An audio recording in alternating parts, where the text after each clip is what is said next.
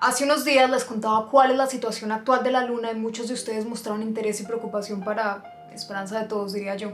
No obstante, quizá lo más alarmante de todo ese asunto es que solo uno de los tantos escenarios de gran envergadura tecnológica que evidencia nuestra pobreza ética y moral. Y es que esas promesas vagas de usar los recursos lunares para beneficio de toda la humanidad resultan tan artificiales y risibles como la guerra contra las drogas cuando nos enfrentamos al hecho de que aquí mismo, en el planeta Tierra, desde hace mucho contamos con los recursos, la tecnología y la capacidad logística suficiente como para que nadie tenga que aguantar hambre o sed o esa forma tan terrible de la oscuridad cuando no hay de otra. Llevamos unos 300.000 años documentados en este planeta y pese a que en menos de 65 pasamos de esto a esto, aún no hacemos suficiente espacio en la agenda como para realmente prevenir los 2,8 millones de muertes anuales por desnutrición, más allá de la creación de simples documentos aspiracionales. De ahí que figuras como el biólogo estadounidense Edward Wilson afirmen que nuestro mayor problema como especie es que tenemos emociones del Paleolítico, instituciones medievales y la tecnología propia de un dios. Como resultado, actualmente dedicamos fechas a la conmemoración de Hiroshima y Nagasaki, desarrollamos drones que sirven para esto, pero también esto, y todavía se nos muere un montón de gente por enfermedades como la gripa, las enfermedades diarreicas o el mal de Chagas. Lastimosamente, en donde una sociedad éticamente despierta vería espacios de debate y posibles soluciones, una sociedad cualquiera de nuestra época solo acierta a definir formas de capitalizar y aumentar las brechas. Pero ¿por qué esa asimetría generalizada tan abismal y por qué en sectores en los que afloran las oportunidades tecnológicas nuestra vida ética y reflexiva parece cada vez más rezagada? Para empezar, es necesario aclarar que en muchos casos el desarrollo tecnológico ha jugado un papel determinante en el perfeccionamiento moral del hombre, aunque en muchos casos sea de forma no premeditada.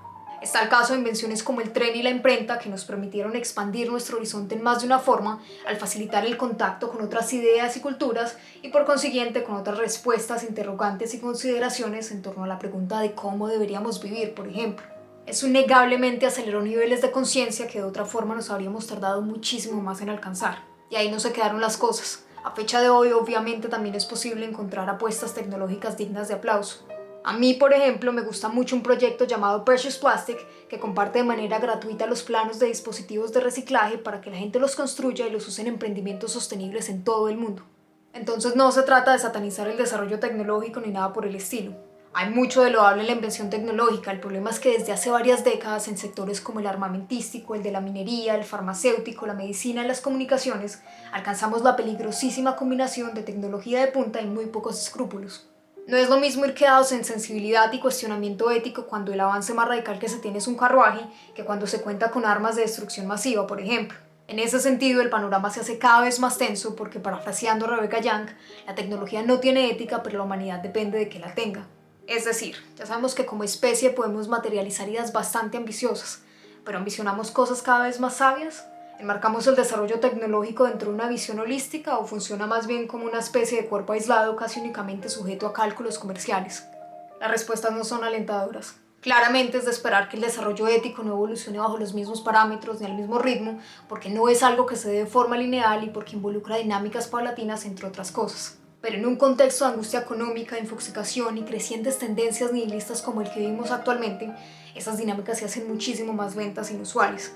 Lo que sí continúa en movimiento son las actualizaciones de la moral, ya que a medida que la tecnología hace más difícil ocultar nuestras conductas, la moralidad pública mejora a través del miedo al castigo y el destierro social sin necesariamente abordar las causas más profundas de nuestros males. Y es que ni siquiera hemos logrado adoptar enfoques educativos que promuevan un cuestionamiento ético transversal a lo largo del proceso formativo. De hecho, el sistema educativo occidental apenas se ha cambiado durante las últimas décadas. Mientras tanto, los avances tecnológicos nos tienen a puertas de la cuarta revolución industrial sin apenas haber dilucidado la mitad de las preguntas que debimos haber formulado al inicio de la tercera.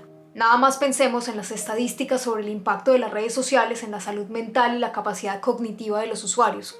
Por eso no es de sorprender que en muchas esferas de interés público lo que debería involucrar un arduo ejercicio reflexivo sea completamente eclipsado por un desfile de abogados, políticos e intereses privados astutamente articulados.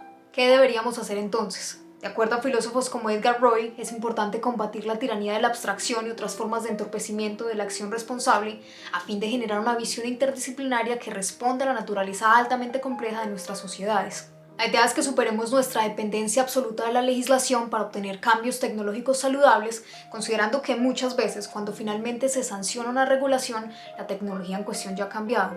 Es decir, que dicha visión debería partir de un enfoque que involucre a las comunidades, que reconozca las falencias del simple cumplimiento normativo al que nos hemos entregado y que establezca la consideración ética como punto de partida del quehacer tecnológico en lugar de la fase tardía a la que la hemos relegado. Y quién sabe, tal vez así algún día lleguemos a estar medianamente preparados para los retos que nos plantean nuestras capacidades, o incluso las dediquemos por completo al sueño de ser mejores seres humanos. Muchas gracias.